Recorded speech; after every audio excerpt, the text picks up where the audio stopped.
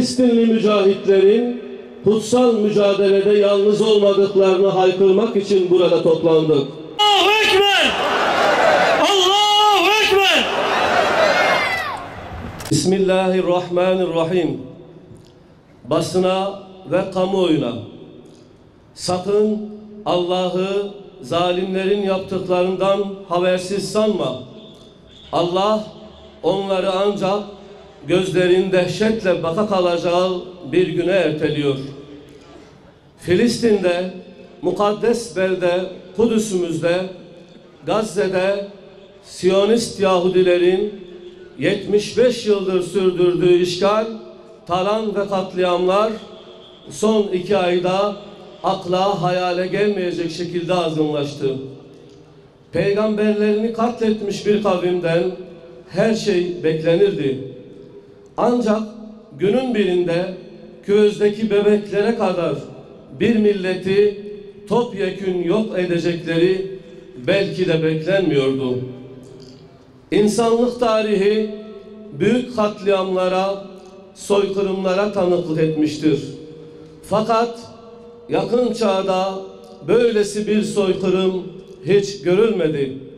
Hemen hemen her gün, hatta her an çocukların tonlarca bombaların altında parçalanmasına kaçımız tanıklık etti ki?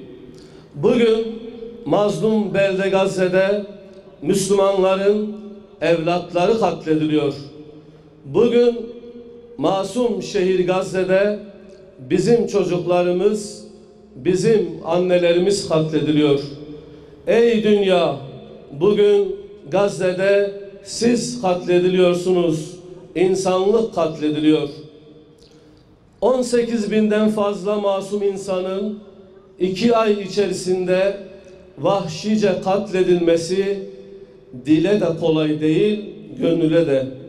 10 binlerce yaralıdan, enkaz altındaki binlerce cenazeden bahsetmeye kelimeler de kifayet etmez. Halbuki Siyonist azgınlığa karşı daha ne zamana kadar bekleyeceksiniz? İnsanoğlunu İsrailoğulları için köle gören bu sapkın ırkçılığa karşı harekete geçmek için daha neyin yaşanmasını bekleyeceksiniz? Bu azgın azınlık Filistinlileri katletmekle kalmayacak. Günün birinde Siyonist mezalim bütün dünyayı sarsacaktır. Herkes şunu bilsin ki Siyonizmin insanlığa vaat ettiği şey kan, gözyaşı ve ölümdür.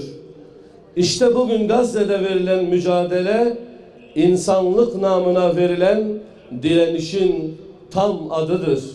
Bu direniş İslam'ın direnişidir. Gazze bütün dünya müstekbirlerine, küresel sistemin sahiplerine, sömürgeciliğe karşı verilen mücadelenin adıdır Gazze. Gazze'de verilen savaş sadece Siyonist rejime karşı değil, haydut Amerika'ya, sömürgeci İngiltere ve Fransa'ya, beslemeleri Almanya ve bilumum emperyalist odağa karşı verilmektedir. Filistin'de katil yalnız değildir. Barbar Siyonistlerin insanlık suçlarına bütün emperyal güçler ortaktır. Tarihe not düşülen bugünkü soykırımın hesabı bir gün muhakkak tüm faillerden sorulacaktır. Siyonizmi besleyen Batılılar bugün yaptıkları katliamlarla gelecekteki kendi öz nesillerine kanlı bir miras bırakmaktadırlar. Çünkü Gazze'de yaşananlar vicdanlarda kapanmayacak derin yaralar açmıştır. Evet, Gazze'de İslam ümmetinin izzetini muhafaza eden, Mescid-i Aksa ve Kudüs'ü müdafaa eden bir cihat vardır. Bizler Filistinli mücahitlerin kutsal mücadelede yalnız olmadıklarını haykırmak için burada toplandık. Bütün benliğimizle Mescid-i Aksa'nın hürriyeti için verilen mücadelenin yanında olduğumuzu haykırıyoruz. Aksa için ödenmesi gereken her türlü bedeli ödemeye hazır olduğumuzu buradan bir kez daha ilan ediyoruz. Yine bu meydandan Siyonist şebekeye sesleniyoruz. Günün birinde muhakkak ki Selahaddin Eyyubi'nin torunlarıyla karşılaşacaksınız. Emin olun ki o gün betiniz bendiniz olacaktır. Kendinizi inkar edecek, bugünlerinizi arayacaksınız. Günün birinde Muhammedilerin önünde diz çökeceksiniz. Ve bu çöküşünüzden sonra bir daha doğrulamayacaksınız. Bugünler varlığınızın son zamanlarıdır. Ahdimiz olsun ki yaptıklarınızın hesabı sorulacaktır. Ne eli silahlı, ne sivri kalemli, ne de dilleri zehirli köleleriniz size asla bir muştu vermeyecektir. Bugün Gazze'de İslami direniş karşısında tutunmayan korkaklar ordusu vardır. Aldıkları darbelerin hıncını çocuklardan, yaşlılardan, kadınlardan çıkaran alçak bir çete vardır. Filistinli mücahitler Allah'ın izniyle yakın gelecekte büyük bir zafere ulaşacaktır. Evet, özgürlüğün bedeli ağırdır. 75 yıldır bedel ödeyen Filistinli Müslümanlar artık verebilecek tüm bedelleri ödemiştir. Muhakkak ki bundan sonra göreceğimiz tek hakikat ancak tünellerden doğan İslam'ın zaferinin güneşi olacaktır. Yerin altında Kur'an zikriyle beslenen mücahitler hamdolsun ki yerin üstüne çıktığında düşmanın kalbini titretmektedirler. Allah'ın yardımıyla zafer yakındır. Bizler uzakta da olsak kalplerimizden Nesrun minallahi ve fethun qarib, zafer Allah'tandır ve fetih yakındır duasıyla direnişi müjdeliyoruz. Zafer sabırla sebat edenlerindir. Bu süreçte her türlü katkıyı mukaddes Filistin cihadına sunmakla mükellef olduğumuzu hatırlatmak isteriz.